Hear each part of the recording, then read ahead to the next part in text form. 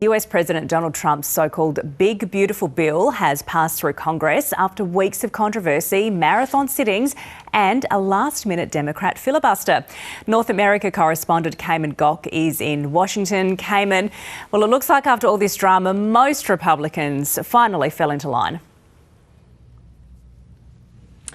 Emma, such is the influence of Donald Trump and the control he has over the Republican Party. He could only afford to lose a few votes for this bill to pass, but there were several Republicans who had concerns about either the debt or the cuts to welfare. But then the direct pressure or a call from the president himself, despite them being very vocally critical about it, they voted for it anyway. This is an enormous political victory for the president and allows him to enact much of his second-term agenda and fulfill some of his campaign promises. The so-called Big Beautiful Bill unlocks large tax cuts for corporations, small businesses, families. It includes tax deductions for tips and overtime, and also makes his 2017 tax cuts permanent.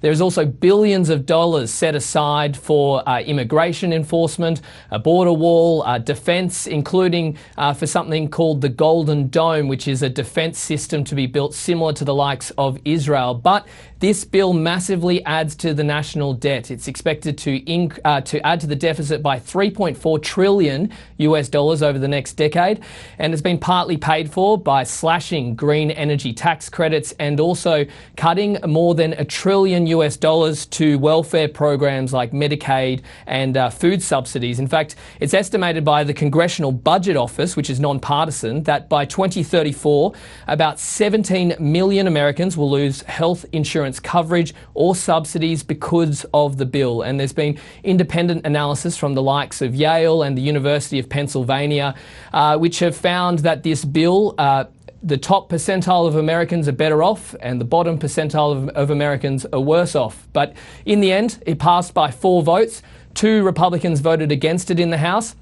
All Democrats voted against it, and in a final stand of defiance, the Democrats' leader of the House, Hakeem Jeffries, delayed the vote by nearly 9 hours by delivering a very long speech criticising the bill and the administration. In fact, in doing so, he now holds the record for the longest speech in the House. Take a listen. Mr. Speaker, this is extraordinary. This assault on everyday Americans, assault on children, veterans, seniors, people with disabilities. It's incredible to me. All of this in this one big, ugly bill. Nevertheless, the bill has passed and will go to the president's desk to sign it into law tomorrow. And in another symbolic victory for Donald Trump, he'll be signing it on America's national holiday.